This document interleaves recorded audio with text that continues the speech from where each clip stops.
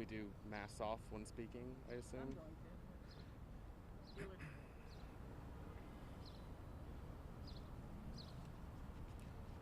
think we're good to start. It's been a minute.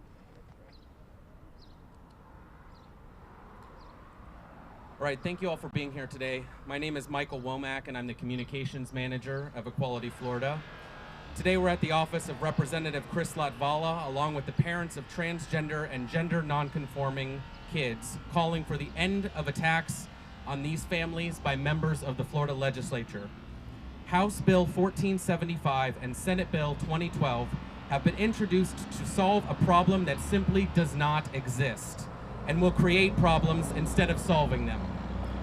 Florida schools have had existing policies on the books for almost a decade that allow trans youth to participate in sports with their peers and ensure a level playing field in athletics. These bills would undermine those existing efforts.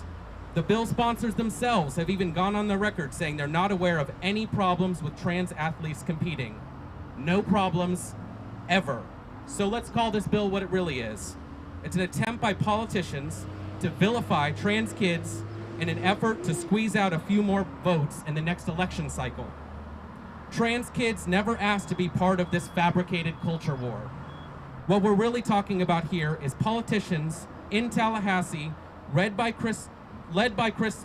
Rep.Latvala, taking the most bullied and marginalized members of the LGBTQ community and trying to ostracize them further under the guise of fairness and equality.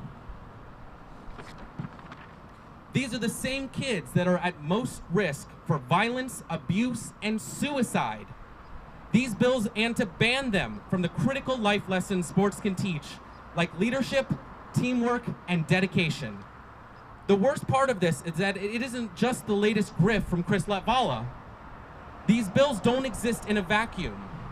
Identical bills attacking trans kids have been introduced in over 25 states across the country.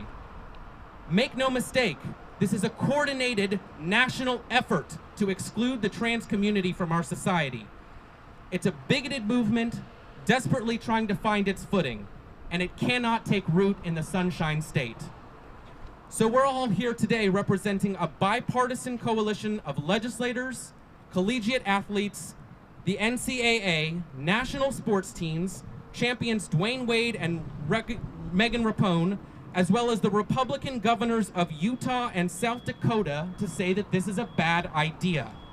We say no to the trans sports ban, and to Representative Latvala, we say let kids play. And with that, I'll hand it over to Nathan Broomer, who will be followed by Adam Gray and Martin McClelland, and Equality Florida's Executive Director, Nadine Smith, will close us out before taking questions. Thank you.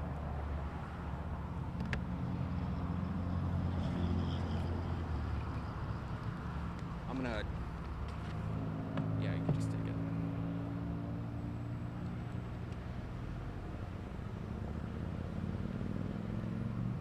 My name is Nathan Broomer. I'm a Florida native, born and raised here in the Tampa Bay area.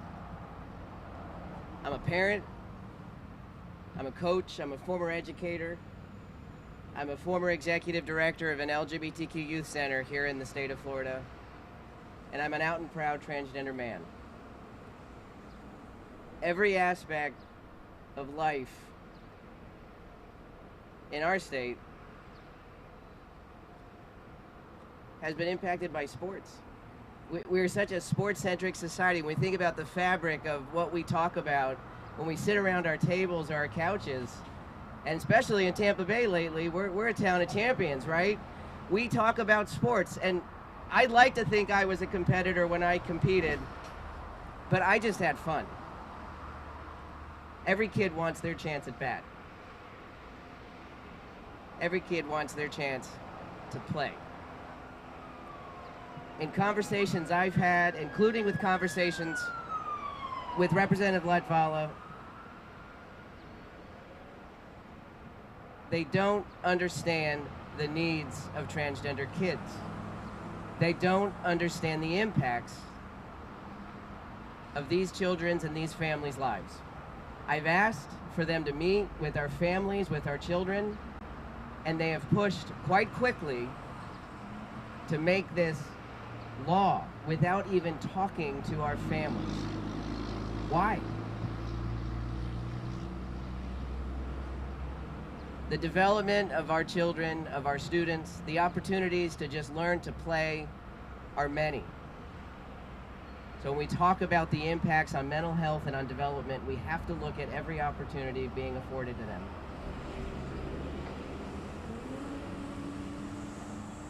There's a little bit of discussion around maybe, high-level competition and Olympic standards. They're rushing for a finish line, ignoring the fact that none of this allows for our kids to even get a chance to swing that bat, to get on the field, to learn what they're capable of. All any of us as parents want is for our children to thrive, to become the best versions of who they are. And sport's a part of that. Representative Latvala, let our children play. Thank you.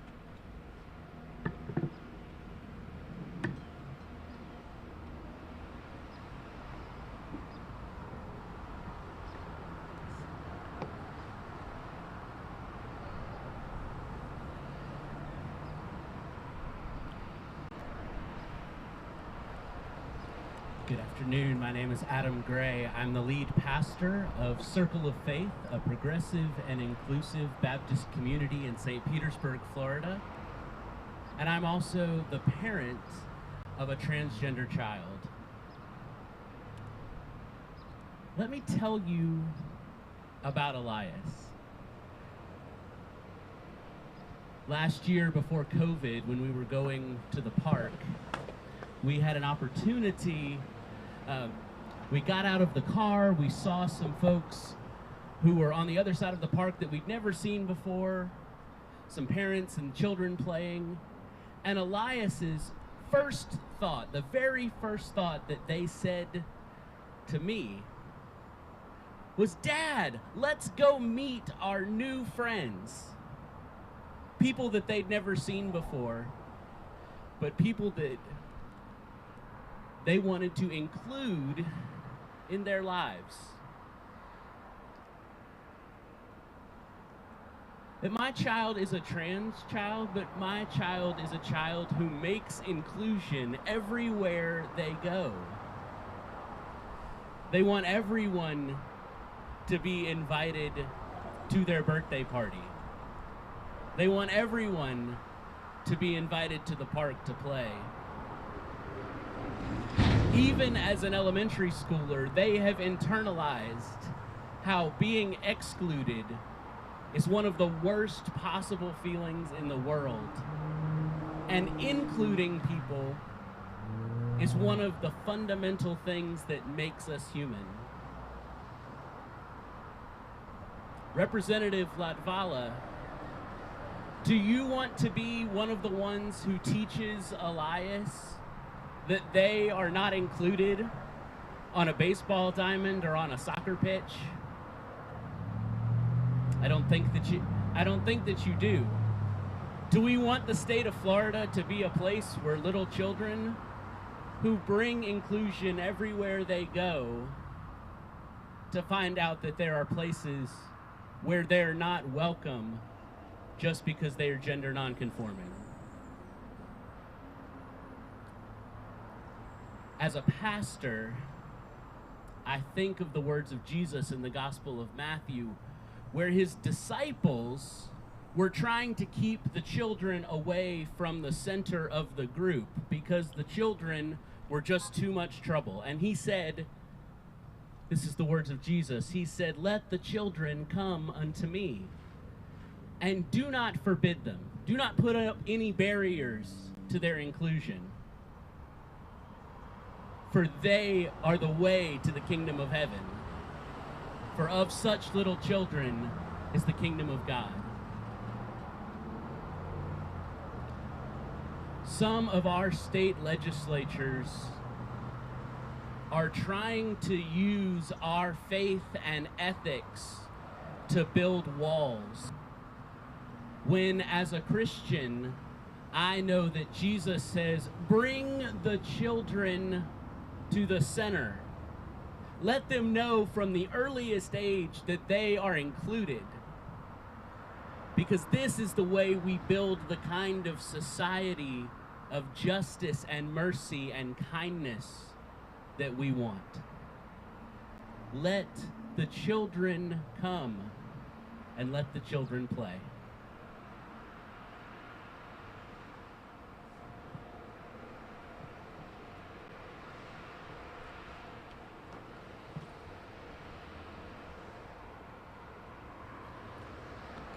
Hi, my name is Martin McClelland.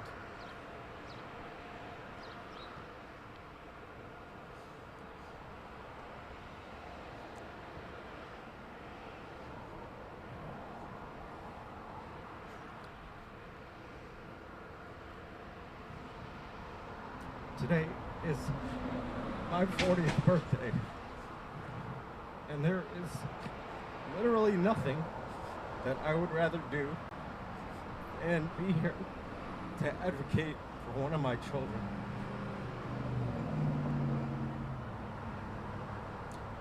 My stepdaughter came into my life when she was 1. And by the time that she could really talk and have a conversation around the age of 2, she said, "I'm a girl." Everything about my stepdaughter has always been a girl.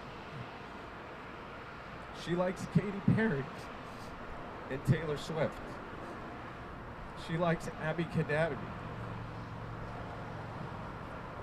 She's always preferred and said that she's a girl. And this is a difficult thing as a parent when you're facing it, because, and don't take this the wrong way, every parent fears for their child. Every parent. But especially those of transgender youth, because they worry every day about their child's well-being. Now I want to talk about an experience that we had. My stepdaughter tried a few different sports, and she said, "I want to try gymnastics." So we went to a very large gymnastics facility in the Tampa Bay area, which I won't call out. And we signed her up for a camp. And we spent a lot of money. But this is what she wanted.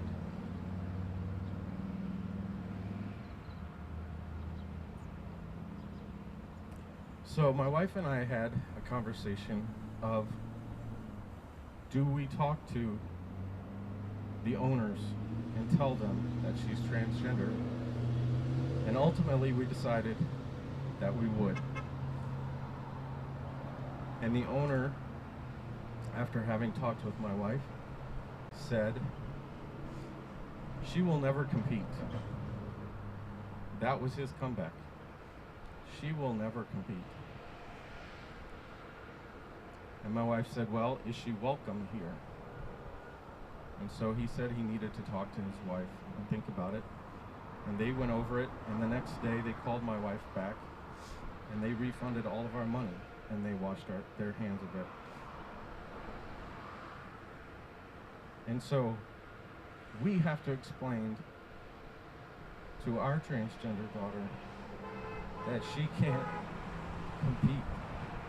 She can't be a part of a sports group because she's considered different than everybody else. Now, thankfully,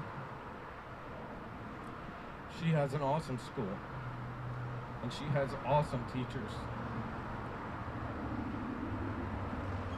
who have embraced her, and they have taken care of her.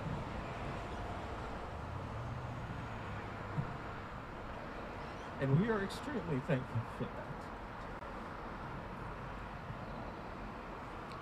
You know, like everyone else has said, not only is this stuff hurtful, but it's harmful.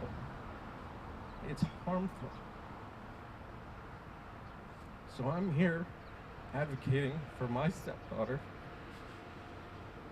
and all the transgender youth that might be out there. And we just ask you to consider dropping this bill to protect our youth and let them play.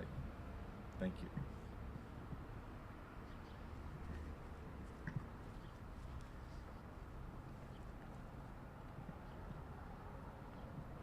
Thank you so much, Martin. I know that wasn't easy.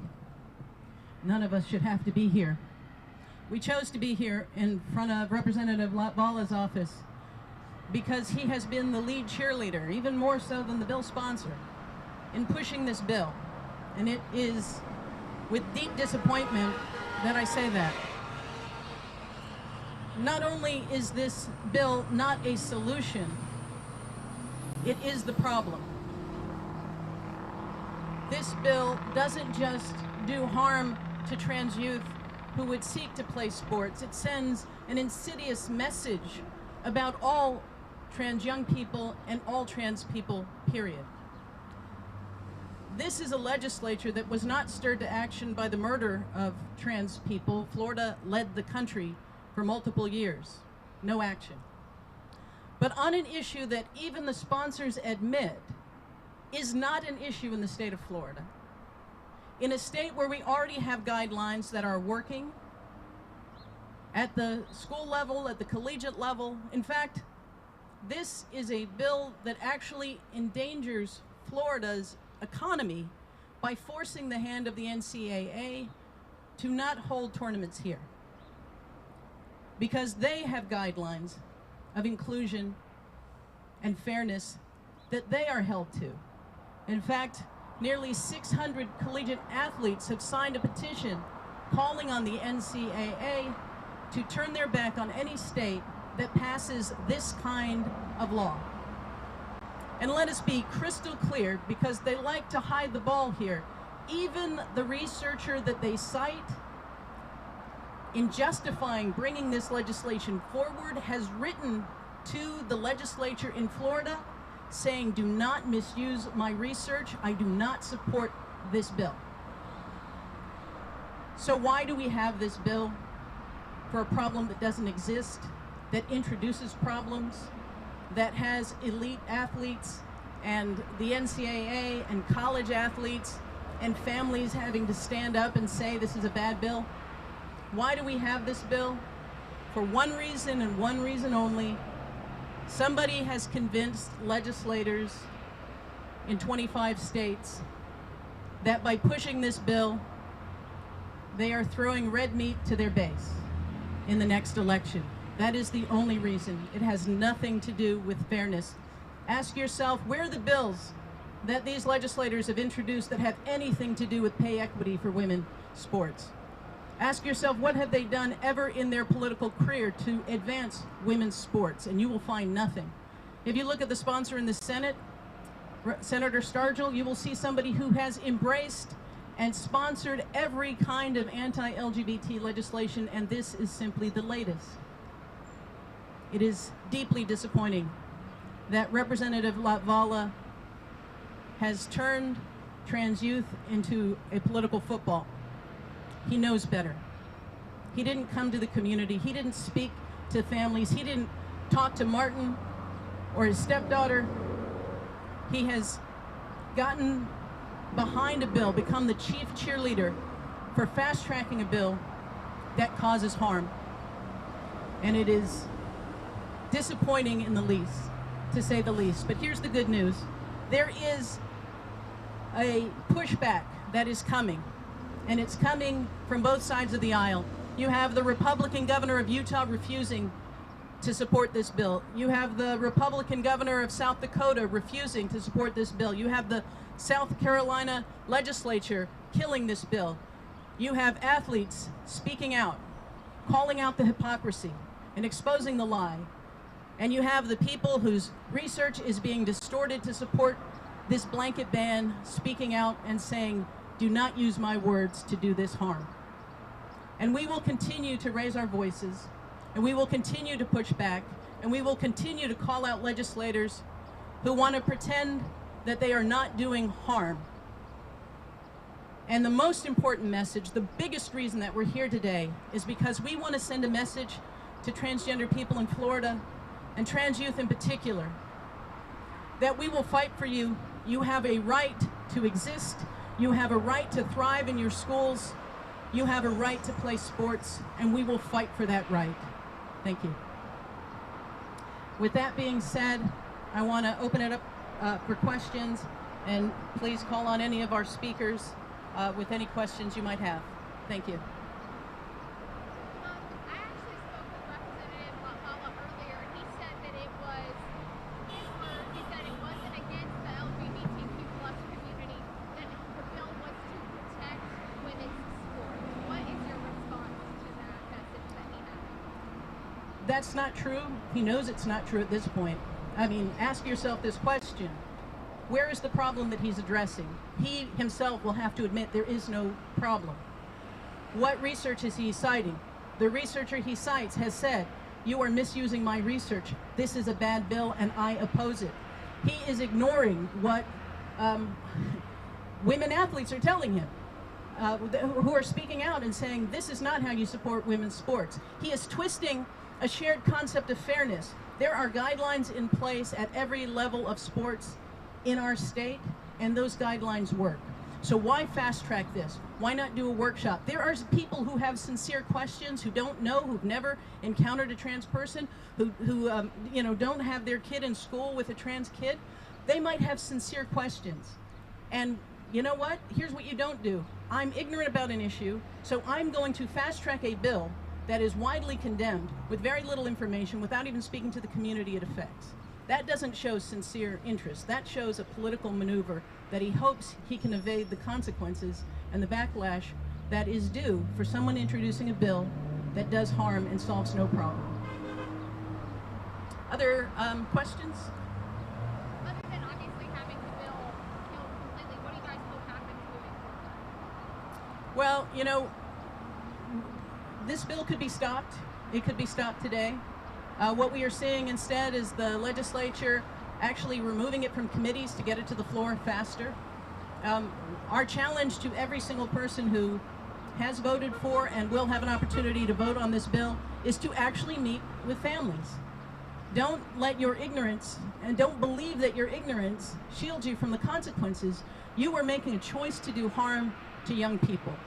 And pretending that you don't know or don't understand, that's on you. You have all of the time in the world. You can say, you know what, we need to study this further. We didn't have enough information. We didn't do our homework. We have contradictory information. There's 1,000 things they can do if there was sincerity in this question, but there isn't. And unfortunately, we're going to have to keep educating. We're going to have to keep pushing. But we're here to say we're not fooled. We're, you know, when your words, we can't believe your words because your actions are speaking so loudly. That's our message to Representative Latvala. Other questions? We're good? All right, well, we appreciate you being out here.